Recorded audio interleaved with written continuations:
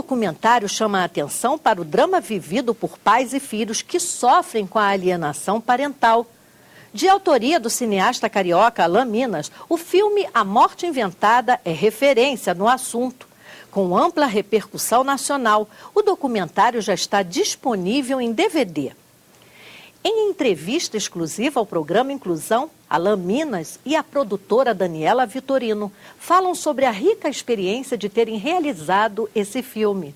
A gente já começou a estudar o tema, né, por vivência pessoal, e aí depois a gente partiu para a realização do documentário. A gente começou com os profissionais, né? Então a gente entrevistou muitos psicólogos, assistentes sociais, advogadas, promotores, juízes, desembargadores. Então eles deram toda essa substância da teoria mesmo do material, da questão. E aí, diante disso, por incrível que pareça, foi fácil achar os personagens vítimas que vivenciaram isso, porque é mais comum do que a gente imagina. Então, um passava o contato de outro, eu conheço alguém, eu conheço alguém, eu conheço alguém. Essas pessoas têm necessidade de falar, né? Elas querem abordar esse assunto para que outras pessoas não passem por esse sofrimento que elas tiveram. E foi muito curioso que ao longo de toda a produção do filme, a gente achou gente que estava envolvida na produção, na realização, né? Gente que trabalhou no site, agora o próprio distribuidor, gente que vivenciou isso. Ou vivenciou isso pessoalmente, ou tem um caso dentro da família. Porque a gente começa a ver que é um assunto muito mais amplo, é um assunto de ausência, né? Onde o pai ou a mãe não tiveram presente e onde uma dessas figuras ajudou o outro a não estar presente, afastou a presença dessa outra pessoa. Em que você se inspirou para fazer um documentário com esse tema, abordando um assunto tão melindroso, né? E até desconhecido, embora muito presente nas famílias, né? Porque, assim, sinceramente, eu não queria estar fazendo isso. Eu não fui eu que escolhi, eu acho que o assunto me escolheu. Porque eu passo por isso, assim. Então, durante anos você lida para estar junto com seu filho e tem obstáculos. E o que é terrível a constatação, que durante todos esses anos, de todas as etapas processuais pelos quais eu passei, eu me deparei com a total desinformação do assunto. As pessoas não sabem o que é isso. Encaram como se fosse uma simples picuinha de ex-marido, ex-mulher. Banalizam. Exatamente, é tratado com exatamente os profissionais ligados, promotores, juízes, normalmente tratam essa questão de terapia. E às vezes não é terapia, você percebe que está havendo uma intervenção direta, um crime ali praticamente, e não tem uma intervenção, então trata de maneira superficial. Então esse quadro caótico da desinformação, ou então, quando os profissionais percebem isso, sentem um pouco engessados, porque a figura da mãe é muito forte. Então, nessa nossa pesquisa, como a Dani falou, a gente se depara com um caso onde é muito claro, as provas são muito claras, e, no entanto, não tem qualquer atitude do judiciário para contornar isso. Nesse caso, a justiça entra em ação. Como é que um pai ou uma mãe que se sinta vítima da alienação parental deve fazer? A quem deve recorrer? Já existe essa classificação, essa denominação dentro da justiça para dar esse tratamento? Sim, só deixar claro uma coisa. É óbvio que eu estou falando de maneira geral. Assim. A gente, na comarca do Rio de Janeiro, a gente se depara com a desinformação, negligência, mas existem também profissionais extremamente capacitados e estudados no assunto. Assim. Então, agora... De que área que você está falando? De todas as áreas. Você encontra juízes informados, promotores, psicólogos, ciências sociais. Isso estou falando de uma minoria, mas existem profissionais sérios que se posicionam diante de um quadro desse. Que a questão é a negligência, a ausência de intervenção da questão judiciária. Se a gente chegou até ali, é porque, obviamente, não houve qualquer tipo de bom senso e acordo previamente. E quando você chega diante do juiz, ele fala, olha, vocês têm que se entender, mas se eu cheguei até aqui, é óbvio que a gente não conseguiu se entender anteriormente. Precisa de uma intervenção de terceiros. Precisa de limites. E não acontece. Isso é o quadro que a gente encontra. Dani, você disse que entrevistou muitas famílias, né? Lidou com muita gente. Você ouviu vários depoimentos. Qual que te mais, assim, marcou, que te chamou mais atenção, que mobilizou e que, assim, nossa, que horror? Assim, tem vários horrorosos. Tem um que a gente expõe a história no filme, que a gente tem esses dois personagens, a gente tem os três, que é o pai e as duas filhas, e que elas ficaram 18 anos. Elas só foram conhecer, aliás, o pai delas quando elas tinham 18 anos. A mãe impedia isso? A mãe impedia. porque a mãe se separou quando a mais velha tinha uns 2 anos de idade e foi embora grávida da outra, sem o pai saber. Então o pai só ficou sabendo na separação litigiosa, que ela estava grávida. E ele só foi reencontrar essas meninas, retomar o contato e conhecer as filhas aos 18 anos. Eles tiveram um breve contato quando elas tinham 8 anos, mas um dia, e depois só foi retomar esse contato e conhecê-las aos 18 anos. Esse caso foi bastante forte para a gente. Foi um caso que a gente ficou, viu o cúmulo que as situações chegam. Esse é um caso que a gente entrevistou, que a gente coloca no filme. Mas no site a gente está recebendo muitos depoimentos de pessoas que passam por isso. E a gente recebe, assim, casos escabrosos, sabe? Muito tristes de ver essa falta de entendimento, essa ignorância, né? dessa vingança que não enxerga o filho. Então, todos eles são muito tristes. Então, cada vez que eu leio eles, ou que eu recebo um novo depoimento, sabe, vem uma sensação de injustiça contra aquela criança que não tem a menor consciência do que está passando com ela, sabe? E que acaba sendo a maior vítima, né? A maior vítima. É bom a gente divulgar o endereço do site também para que as pessoas tenham acesso ao trailer do filme A Morte Inventada, que é um longa-metragem, um documentário. A pessoa pode acessar e lá também pode relatar casos, né? Quem é vítima ou conhece alguém que esteja sofrendo essa alienação parental. Qual é o endereço? www.amorteinventada.com.br. Aliás, esse site é de muito bom gosto e bastante criativo. Parabéns para vocês, porque está muito bem feito, muito bem produzido e desperta a curiosidade, né? A gente acaba clicando em tudo e percorrendo tudo. Alan, por que A Morte Inventada? Porque esse processo que eu chamo de criminoso, de você matar, você está matando a figura do pai na criança e, por consequência, você está matando a figura da criança no pai. Essa relação, tem alguém intervindo, Então, essa morte de um pai vivo. Então, como várias pessoas relatam, são órfãos de pai vivo. O nome vem daí, porque realmente é criminoso. Você perde a criança.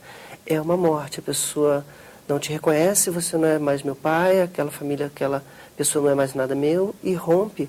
Chega ao ponto de quebrar totalmente o vínculo. O afeto não existe, principalmente porque artimanhas muito sórdidas são usadas no intuito de afastar.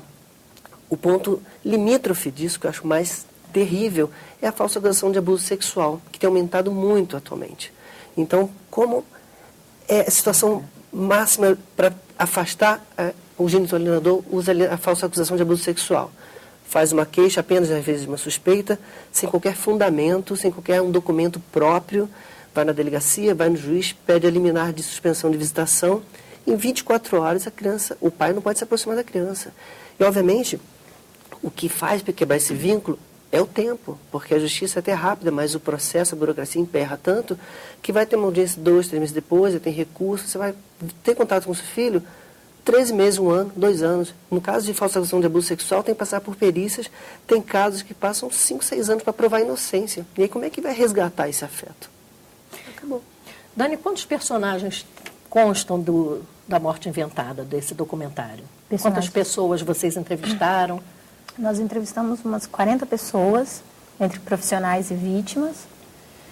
E de vítimas temos umas 11 que ficaram, né? E uns 8 profissionais, né? Entraram 18 pessoas no total. Quanto tempo levou a produção até a finalização do documentário? Foi um ano.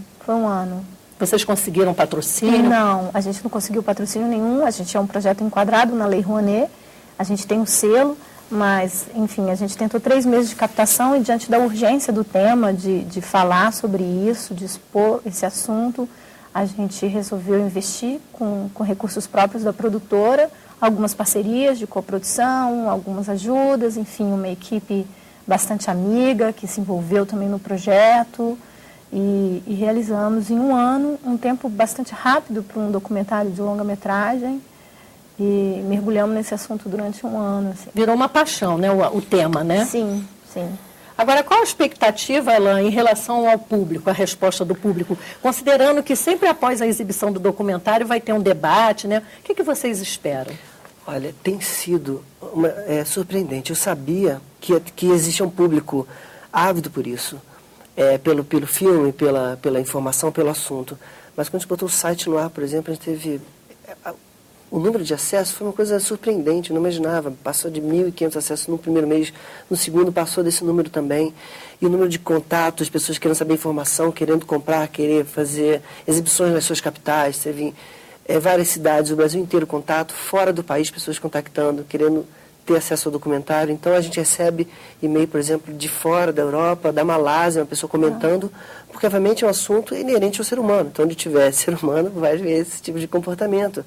Então se percebe que a recepção tem sido a melhor possível. E na realidade, assim, é um sentimento duplo que a gente tem, porque a gente está tentando, de alguma forma, fazer esse trabalho sendo um instrumento para esclarecer, mas é triste se deparar a quantidade, os casos, se as pessoas contam casos no site, a média de 3 por semana, de casos que vão chegando.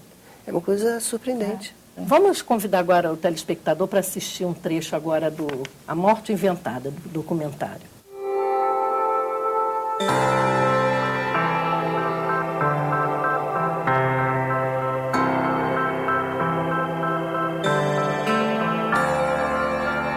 Ele só se falava mal dele ao ponto de não falar nem o nome, então eu não sabia o nome do meu pai. A gente não tinha fotos, a gente não tinha nada.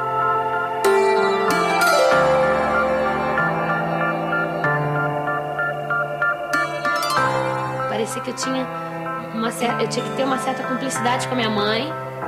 E se eu achasse legal sair com meu pai, era como se eu estivesse traindo a minha mãe, sabe? Um genitor é alterar a percepção da criança sobre o outro genitor, né?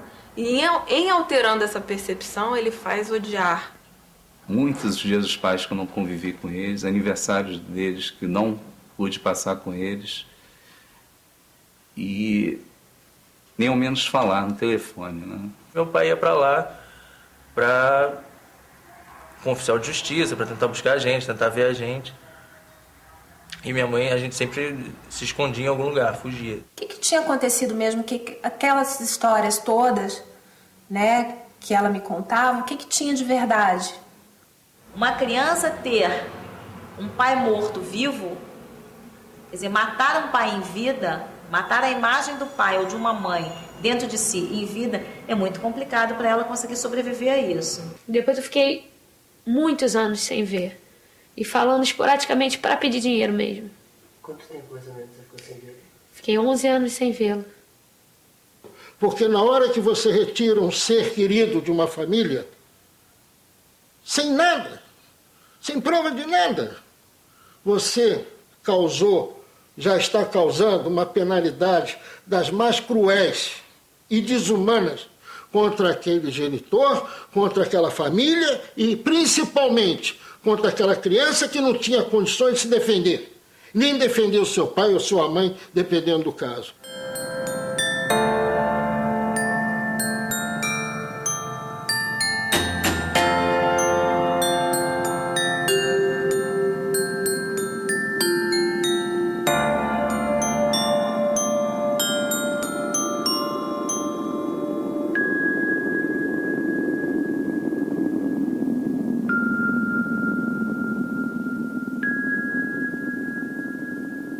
Tudo aquilo que eu vivi na infância, na adolescência, né, tinha sido uma mentira contada pela minha mãe.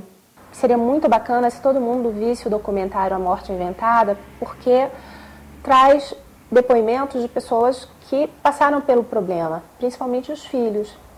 Filhos em diversas situações. Desde do meu caso, que foi de um afastamento total, como outros casos que os filhos foram convencidos a deixar de conviver com o pai, a hostilizar o pai. E esse é um filme que eu acho que até os advogados deviam comprar, os advogados de família, e ter nos seus escritórios quando fossem procurados para fazer separações judiciais. Sabe? Sentar os pais e ir lá, ou então o pessoal na sessão de conciliação, nas varas de família, deviam mostrar para os litigantes, né, o que acontece com os filhos se eles empreenderem esse tipo de atitude. E no próximo bloco você vai saber por que ainda é difícil a divisão da guarda dos filhos entre o pai e a mãe. Voltamos já.